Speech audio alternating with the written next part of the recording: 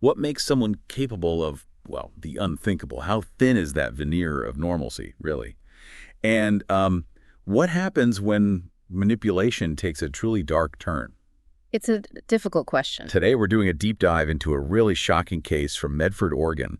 It's a grim story involving a 22-year-old Russell Jones, a 15-year-old girl, Ellen Fryer, and her 18-year-old boyfriend, Gavin Stimmel. Yeah, and what makes this one stand out, we're really going to unpack, is the level of insight we get from the sources. We actually have interrogation footage, personal accounts. Which is pretty rare. It is. It gives this chilling look directly into the minds of the people involved in the brutal murder of Ellen's father, Aaron Fryer.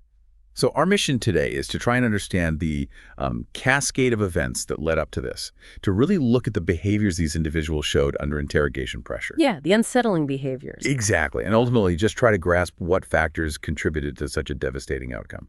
Okay, let's get into it. So right from the arrest, Russell Jones, he presented as a very peculiar individual, even before they started recording him formally. Yeah, even before that. He apparently made some pretty striking statements, notably claiming he knew exactly how to manipulate police officers. That's quite a claim to make right off the bat. It is. And then almost immediately, his whole demeanor just seemed to flip. Right. We saw that in the footage, these bizarre, almost like theatrical statements. He called himself a donut-eating piece of crap. Said he chafed against rules, and then that really strange boast about, quote, consuming high school bullies for breakfast. It's so jarring. What do you make of that? Well, it's fascinating, isn't it? This immediate construction of a persona could be, a defense mechanism, an attempt to seem unpredictable, maybe unstable. To try and throw off the interrogation. Possibly. Or just project some kind of image. Right. And then there's his claim about running a protection business for runaways, giving them shelter. Which also sounds a bit self-aggrandizing, maybe. It hints at a self-perception that definitely needs a closer look. What was he really doing or trying to project? Okay, so let's turn to Ellen and Gavin. Their relationship. It was secret, right? Yes, a deliberate choice. And remember, Ellen was only 15. She was actively lying to her father, sneaking out to be with Gavin, who was 18. And this secrecy, this deception, it became a major point of conflict. Absolutely. Because when Ellen's father, Aaron, found out, he confronted Gavin directly, told him in no uncertain terms to stay away from his daughter. That confrontation seems like a real turning point. It appears so, because it was after that encounter that, allegedly, Ellen, Gavin, and Russell, the self-proclaimed protector, started to hatch a plan. And not just running away. No, a much, much darker plan. They started talking about murdering Aaron. Wow. Okay, so the timeline here, it escalated quickly. It seems it did. Initially, the report suggests they considered waiting until after the new year, around Ellen's 16th birthday. But then things intensified. Ellen started claiming the abuse from her father was getting worse. And these were allegations of abuse. Yes, allegations she made. And then came another claim that she was pregnant with Gavin's child. Okay, now that seems like a potential catalyst. Right. And this claim, whether it was true or not, and later evidence suggested it wasn't, seemed to inject this sudden urgency. It pushed their plans forward much faster than they'd originally discussed. So they didn't wait until the new year. No. In fact, the Saturday just before the murder, while Ellen was away at a band event, Gavin and Russell actually tried to break into Aaron's house then. An initial attempt, with the intent to kill him. That was the reported intention, yes. They were apparently even messaging Ellen during this attempt. But it failed. It failed. They found Aaron's girlfriend asleep in the room, so they backed off. Okay, hold on. Someone tries to break into your house, shouldn't that? Weren't the police called? Surprisingly, no. Despite what should have been a massive red flag, law enforcement wasn't contacted. And the very next day, things almost seemed normal. Aaron picked up Ellen and her sisters, took them Halloween shopping, even out for a meal. That's eerie. A surface normality hiding what was brewing. Exactly. It effectively masked the darkness underneath. So then came the night of the murder itself. Aaron was asleep on the couch. Gavin tried to get in, but he kicked a trash can, woke Aaron up. So Gavin retreated. Yes, and Ellen apparently pretended she needed the bathroom. And this is when Aaron said something to her. Yes, something truly chilling given what was about to happen. Yeah. He allegedly said, "Stop scaring me with all these people breaking in lately." He had no idea the real threat was right there. Unbelievable. Just completely oblivious. Utterly. Then, once they thought he was asleep again, they heard snoring out. Ellen allegedly handed Gavin the weapon. An aluminum baseball bat. Erin's own bat, ironically, kept for protection. She reportedly told Gavin to take him out. And Gavin did. After the act, Gavin texted Ellen, told her it was done. Russell, who'd been waiting outside, apparently armed with a machete. A machete. According to his account, yes. He then came inside to help move the body. But Russell claimed he was shocked by the scene. He did. He later said he was shocked and sickened that he even retreated to the bathroom. He described the injuries to Erin's face as, quote, scary. So Gavin wrapped him up. Gavin put a towel around his head, a blanket around his body, and then, together, Gavin and Russell carried Erin out to his own car. And put him in the trunk. Put him in the trunk. And Ellen, she was the last one out. Yes, and in a just deeply disturbing detail, she reportedly took money from her father's wallet after he was dead. Oh, my God. She said goodbye to her sisters, who later told police they heard their dad utter a curse word as they were waking up, which is incredibly eerie. And she took her dog, Sparklebeak. Didn't leave it behind. Took the dog. Okay. What did they do next? Their actions right after are quite revealing. The three of them drove to Walmart. With Erin's body in the trunk. With Erin's body in the trunk. Ellen used the money she'd taken to buy junk food and hair dye. Hair dye. Like to change their appearance. Presumably. They also stopped at an SSI building so Russell could get his disability payment. Gavin acted as his representative payee to collect it. It's just the banality of it. Going shopping, getting benefits after committing murder. The sequence suggests, a profound detachment from what they'd just done. Imagine seeing that surveillance footage, knowing what's in the car. Horrifying. And then they disposed of the body. They drove to an embankment, dumped Erin's body, and got rid of other items, trash, clothing. Then they ditched Erin's car. The plan was apparently to lie low, somewhere abandoned. So just looking at these initial actions, Russell's claims of manipulation seem almost pathetic now, don't they? It feels less like control and more like, maybe a desperate attempt to assert some kind of power when he was clearly in over his head. A psychological response to extreme stress, perhaps? Misguided, but maybe trying to regain control. And the coldness from Ellen and Gavin, going for snacks. It points to a massive lack of empathy, doesn't it?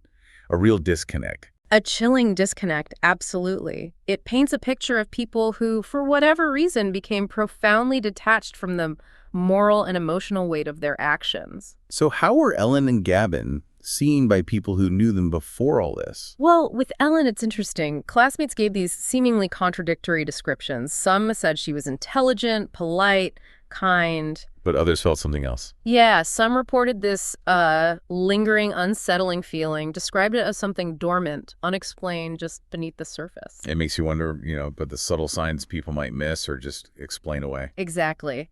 And Ellen's behavior during her initial interrogation was remarkable for its lack of affect. Her answers were short, vague, minimal visible emotion. Even when the detective brought up her sisters being worried. Even then.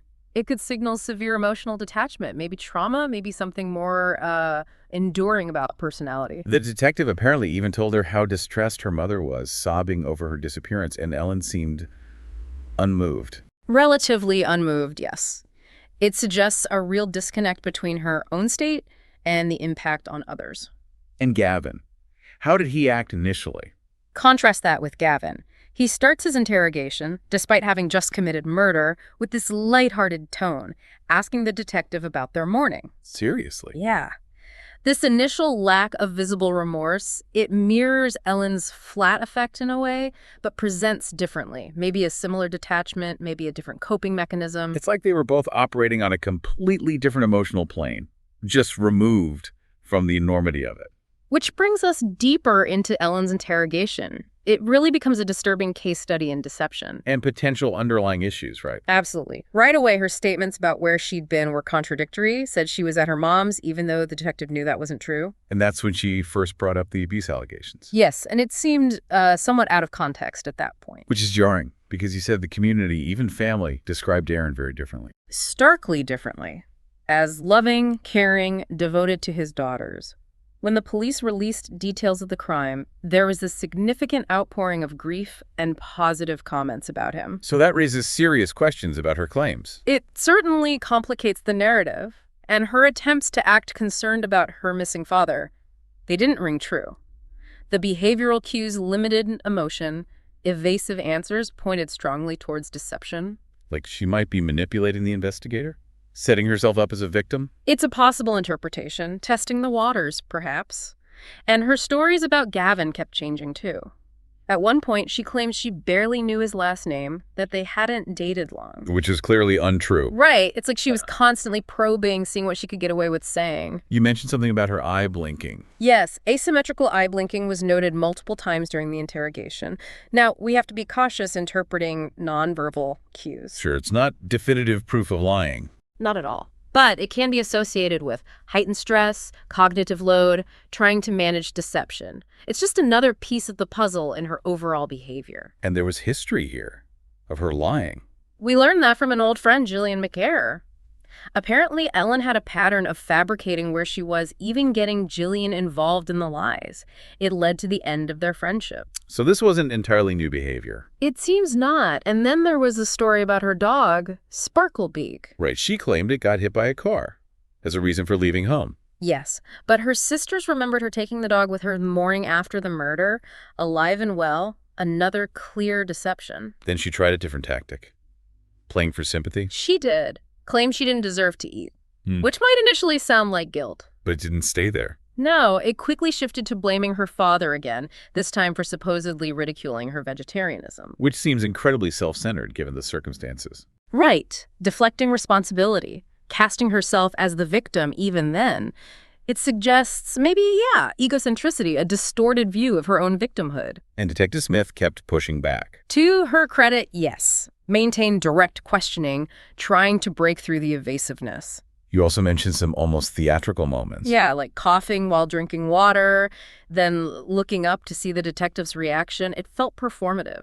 Maybe trying to get attention or sympathy. So the evidence is mounting against her at this point. Definitely. Her own contradictions, the sister's statements, the dog being alive. And yet in the middle of all this, she asks for crayons. Crayons, and starts drawing. Which is unusual, to say the least. Again, maybe detachment, maybe trying to regain some control in a highly stressful situation.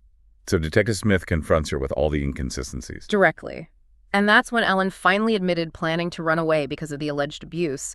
Claimed she'd been moving clothes to Gavin's place gradually. But even that admission had holes. Discrepancies, yeah.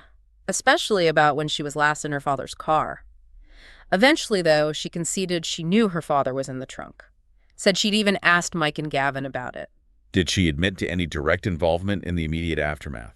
She admitted wearing gloves, said Russell suggested it, described seeing the blood, the baseball bat, but her story about what happened to the bat kept changing. And the disposal of the body? She struggled to keep that story straight, too. The route they took, the specifics. Then came another disturbing disclosure. Oh, what was that? She claimed her father had a pattern of lying naked with her. Said it made her feel ashamed. Very serious allegations. Which would need investigation, obviously. Did she say she told Gavin? She said she told Gavin about that alleged abuse. But then later, she also claimed she forced Gavin into the murder plot. So, conflicting narratives again. Blaming Gavin, but also saying she forced him. It's a complex web. Self-serving, shifting. Her description of finding the bat. Gavin's failed first attempt. Her pretending to be in the bathroom. It's chilling. But she maintained she didn't help drag the body. Did she express any remorse? Or concern for anyone else? She expressed concern for her sisters, said her initial plan was just to hide out with Gavin, but as things went on, her language shifted.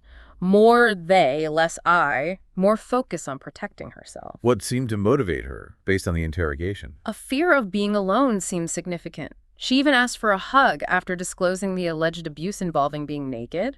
She also talked about her parents' divorce, using drawing and music to cope. Any mention of drugs? She denied using drugs herself, but then floated the idea her father might have been drugging her. And how did she portray Gavin? As protective, reacting strongly to her claims of abuse. Her vegetarianism came up again too, and her family apparently reacting negatively to it. It's a recurring theme for her. What about the therapist? Did the records match her claims? That's another major discrepancy. The therapist's notes reportedly only mentioned depression, issues with household rules, and her relationship with Gavin. No mention of the kind of abuse Ellen later described in the interrogation. Which could mean, what, deliberate concealment? Yeah. Or the claims were fabricated later. It raises those possibilities, certainly, highlights the potential gap between outward presentation and inner experience, or deliberate manipulation. All while this is happening, the second investigator is digging through her text messages. Looking for corroboration, inconsistencies. Exactly. Ellen spoke about feeling empty. The investigator directly confronted her about the lies. Did she finally admit more? Eventually, yes. Admitted wanting her father dead. Admitted getting the car keys. Acknowledged Mike's initial plan, texting with him about it. Mike being Russell Jones. Yes, Russell Mike Jones. Even teenage fantasies about marrying Gavin came up. So the story is crumbling. Bit by bit. They talked again about finding the bat. Shortly after that, Detective Rounds took over. But even then, Ellen's focus seemed odd. Asking about Gavin possibly having a baby, if she'd see him again if she had the child. Still concerned for her sisters, but also this weird suspicion about her youngest sibling's paternity. And the food. Right. The almost surreal question about what would happen to the food they bought at Walmart, followed by saying she felt bad about her father. Just bizarre juxtapositions. Anything else stand out? She mentioned being in choir, her father not coming to concerts, and her very last request before being handcuffed and taken away. What was it? Asking for water. It's a chilling end to a deeply unsettling interrogation. Leaves you really wondering about who she is behind all those stories. Okay, let's shift to Gavin's interrogation. The investigators used a specific approach. Yes, the Reed technique. Starts with isolation, making the suspect feel vulnerable. Then, maximization. Maximization? Yeah. Tell me more about that. It's where the investigators lay out the facts they already have, confidently, not necessarily accusingly, but showing they have a strong grasp of what happened. Letting him know they know? Exactly. And then they move to theme development, framing the crime in a way that might resonate with the suspect's own justifications. And in Gavin's case, the theme was? Protecting Ellen. That he acted out of a desire to save her from abuse.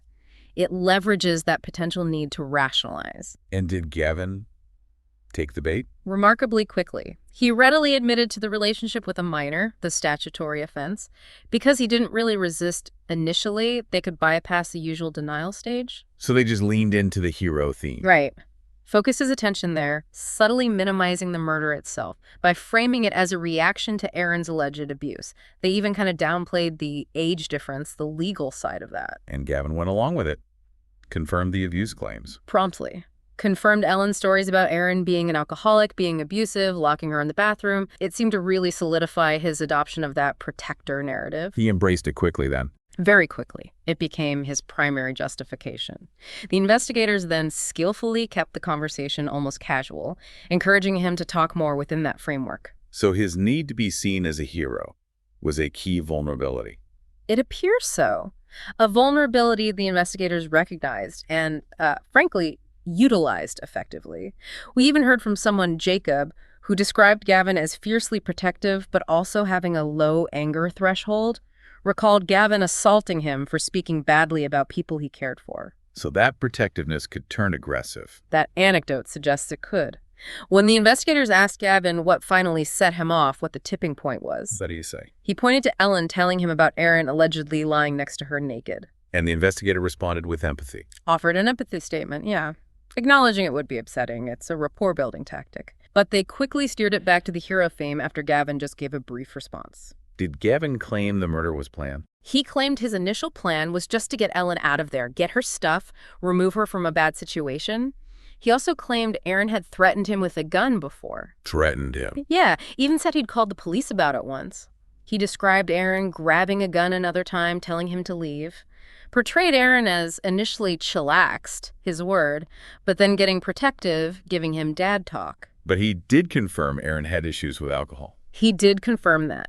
So once Gavin was firmly in this hero mindset, the investigators shifted to gathering specifics about the night itself. A second investigator came in then as a witness to the confession. What was Gavin's version of events that night? Said he got to Ellen's around 2:30 a.m. after a text. Ellen signaled from her window. Russell was outside waiting. He mentioned Ellen already had bags packed. With a pack. Several bags, a guitar, even a pellet rifle. Pellet rifle, okay. Did Gavin show signs of stress during this? Interestingly, yes. As the investigators started asking for these details, Gavin reportedly crossed his arms tightly, a self-soothing behavior often linked to stress. And inside the house? He recounted Ellen pretending to go to the bathroom and Aaron telling her to stop scaring him about break-ins. Did Gavin admit feeling the pressure then? He admitted knowing he was in serious trouble. even took off his jacket, sometimes called ventilation, suggesting anxiety. Then he described Ellen climbing out the window to meet Russell in the car. But there was a time gap, right? The surveillance footage. A big one.